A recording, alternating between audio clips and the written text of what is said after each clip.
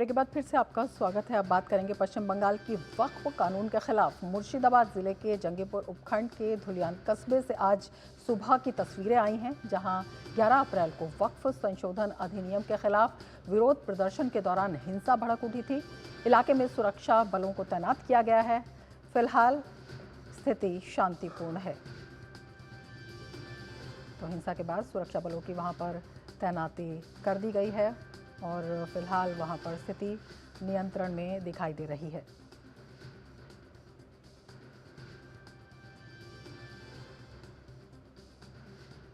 पश्चिम बंगाल की मुख्यमंत्री ममता बनर्जी राज्य के इमामों, मौजिनों और मुस्लिम समाज के प्रतिनिधियों के साथ बैठक कर रही हैं।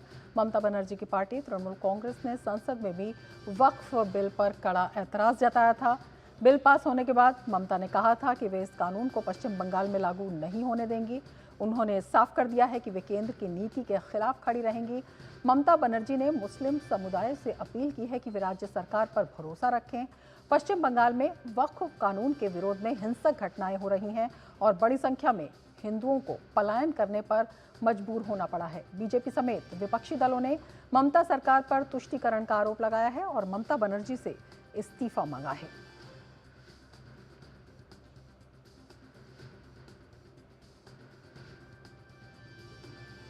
तो पश्चिम बंगाल के मुर्शिदाबाद जिले में वक्फ कानून के खिलाफ हिंसक विरोध प्रदर्शन के बाद हालात जो हैं नियंत्रण में तो हैं, लेकिन तनावपूर्ण बने हुए हैं। वक्फ कानून के खिलाफ विरोध प्रदर्शन के दौरान हिंसा में शनिवार को पिता पुत्र समेत 3 लोगों की हत्या कर दी गई थी।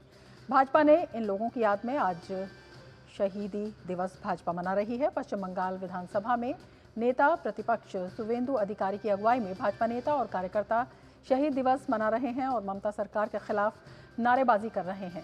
भाजपा कार्यकर्ताओं ने मुर्शिदाबाद हिंसा में मारे गए शहीद पिता पुत्र को श्रद्धांजलि अर्पित की। इस मौके पर शुवेंदु अधिकारी ने राज्य की ममता सरकार पर मुस्लिम तुष्टीकरण का आरोप लगाते हुए कहा कि पश्चिम बंगाल में हिंदू सुरक्षित नहीं है और राज्य सरकार मुस्लिम तुष्टीकरण के लिए ये दंगा करवा रही है। पूरा प्रदेश में प्रोटेस्ट हो रहा है। हिंदू जनता भावुक है, दुखित है। देख लीजिए किस तरीके से काट के खून किया। ये लोग घर में था, हिंदू होने के नाते बलिदान दिया।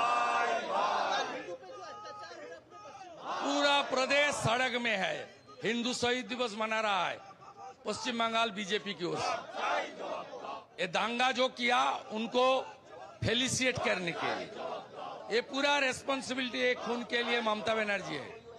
ममता should step down, she should go to jail. हम लोग कावड़ हिंदू नहीं है, स्वामी विवेकानंद का हिंदू है। इस बीच केंद्रीय मंत्री किरण रिजिजू ने बंगाल की सीएम पर राज्य में हिंसा भड़काने का आरोप लगाया है। केंद्रीय मंत्री ने कहा कि एक राज्य की मुख्यमंत्री ये कैसे कह सकती हैं कि वो अपने राज्य में वक्फ कानून लागू नहीं करेंगी, जबकि वो एक संवैधानिक पद पर बैठी हैं।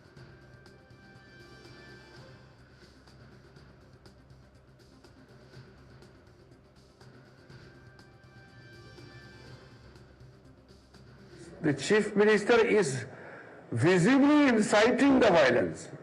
If chief minister herself is telling the people to protest, if chief minister is telling that she will not follow the act passed by the parliament, this amounts to inciting violence.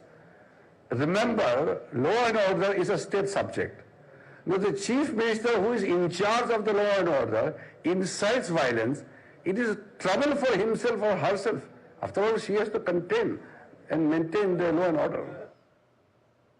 हमारे संवाददाता प्रसन्नजीत बख्शी इस वक्त हमारे साथ कोलकाता से जुड़े हुए हैं और ज़्यादा जानकारी के साथ। प्रसन्नजीत, इस वक्त हम जानना चाहेंगे क्या कुछ स्थिति वहां पर है और ममता बनर्जी पर जो आरोप हैं उनकी जो तीव्रता है वो लगातार बढ़ती जा रही है, इस्तीफे की मांग भी हो रही है।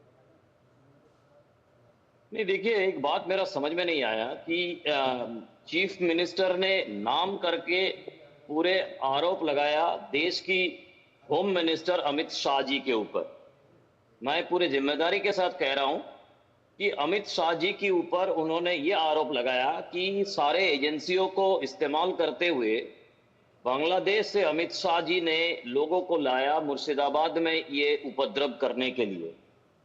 और उन्होंने प्रधानमंत्री को अपील की है कि अमित शाह जी को कंट्रोल करिए। मेरा समझ में नहीं आ रहा है कि ये इमामों को शांति कायम रखने के लिए जो संबोधन करने वाली थी उसमें इस तरह की बयान ममता बनर्जी का देने का मतलब क्या है? क्या वो देश की जो होम मिनिस्टर है उनसे डरी हुई है? क्या उन्होंने ये चाल चाली है कि इस तरह से देश की प्रधानमंत्री और देश की होम मिनिस्टर के बीच दरारें डाला जाए? क्या उनका ये सोच है कि उनकी भाषण से भाजपा की तरफ से या प्रधानमंत्री की तरफ से अमित शाह जी को कटघरे पर खड़ा किया जाएगा? उनको बोलना था कि आपकी लोगों ने जो उपद्रव करके हिंदुओं को विस्थापित कर दिया, ये आप देखिए, शांति कायम रखिए। इसकी जगह पे उन्होंने ऐसे आरोप लगाया कि सारे की सारी एजेंसीज को इस्तेमाल करते हुए बांग्लादेश से लोग लाकर देश की होम मिनिस्टर अमित शाह जी ने, यह रिकॉर्डेड वर्जन है ममता बनर्जी का, मैं जिम्मेदारी के साथ कह रहा हूं कि ये रिकॉर्डेड वर्जन है ममता बनर्जी का, जो थोड़ी देर पहले नेताजी इंडोर स्टेडियम में इमामों को संबोधन कर रही थी। मेरा समझ के बाहर है, मेरा पत्रकारिता के बाहर है कि ये क्या करना चाहती है ममता बनर्जी और किस तरह से स्थिति को किस तरफ ले जाने की कोशिश कर रहा है ममता बनर्जी, ये मेरा समझ के बाहर है। जी रमा। बिल्कुल प्रसन्नजीत, यही आपसे समझना चाहेंगे। ममता बनर्जी जिस तरह के स्टेटमेंट दे रही हैं, मुस्लिम समुदाय से बात करती हैं वो अलग बात है, लेकिन हिंदुओं के पलायन पर वो कुछ नहीं बोलती हैं। इसके साथ ही वो खड़ी होकर कहती हैं कि वो जो देश का कानून है उसको राज्य में लागू नहीं होने देंगी। तो ये अपने आप में जो उनकी पूरी कार्यप्रणाली है उसको दिखाता है और उसमें कई तरह के सवाल भी खड़े करता है, कई तरह के संदेह भी पैदा करता है। बिल्कुल, उन्होंने ये भी कहा चंद्रबाबू नायडू और नीतीश कुमार के नाम पर, सामने मुस्लिम बैठे हुए हैं, उनको बोला कि आप लोगों ने तो इन दोनों को भी वोट दिए थे, क्यों दिए थे आप देखिए। तो मतलब ये भड़काऊ, इस तरह की भड़काऊ अगर हम आप देते हैं, इस तरह की बातें, मैं कोट अनकोट बता रहा हूं, इस तरह की बातें अगर हम आप कहते हैं तो अब तक हम जेल में चले जाएंगे। तो ये चंद्रबाबू नायडू का राज बने, सब लोग दुनिया में पूरे भारत भ्रमण करके पूरे देश में जितने सारे लोग हैं सबको खींच कर लाके बंगाल में मुर्शिदाबाद में जो कुछ भी उपद्रव हुआ है उस सब का जिम्मेदारी उन्होंने ये सब लोगों के ऊपर डाल दिया है। ममता बनर्जी का कोई दोष नहीं है, उनकी तुष्टीकरण मुसलमानों के लिए इसका कोई दोष नहीं है। जो लोग अपने घर छोड़ के अभी मालदा में शरण लेके, उनके लिए कोई एक शब्द नहीं है। तो अब इसके बाद अब देखिए, सीपीआईएम की नेता मोहम्मद सेलिम, जिसकी बुलवाए जाने पर 2% भी लोग वोट नहीं देते हैं, वो मोहम्मद सेलिम को उन्होंने मुर्शिदाबाद बिना किसी अड़चन डाले हुए जाने दिया। लेकिन जब शुभेंदु अधिकारी प्रदेश की लीडर ऑफ अपोजिशन है, वो मुर्शिदाबाद जाना चाहते हैं, उनके लिए परमिशन नहीं है, उनको फिर दरवाजा खटखटाना पड़ा। आज शाम को 4 साढ़े 4 बजे इसके लिए सुनवाई है।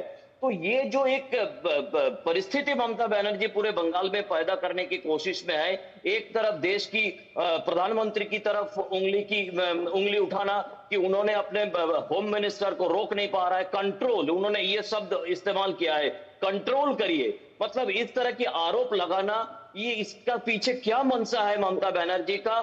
क्यों ना उनका इस्तीफा मांगा जाए? मेरे ख्याल से इस सवाल पूरे देश में उठना चाहिए। जी बिल्कुल प्रसन्नजीत, आपसे ये भी समझना चाहेंगे, जिस तरह से लगातार तुष्टीकरण की राजनीति वहां पर देखने को मिल रही है, जिस तरह से लगातार वहां की घटनाएं आ रही हैं और सवाल उठ रहे हैं ममता बनर्जी पर, एक सवाल ये भी उठता है कि केंद्र सरकार को वो कटघरे में खड़ा करना चाहती हैं, तो ऐसे में किस तरह का वो आई वॉश करना चाहती हैं? आखिर ममता बनर्जी को डर किस बात का है? चाहती क्या है? आपने ये सवाल पूछा ना मुझसे, चाहती है क्या? बिल्कुल बिल्कुल, क्या चाहती है? देखिए, तुष्टीकरण करते करते करते करते करते करते ऐसी जगह पर पहुंच गए हैं ममता बनर्जी।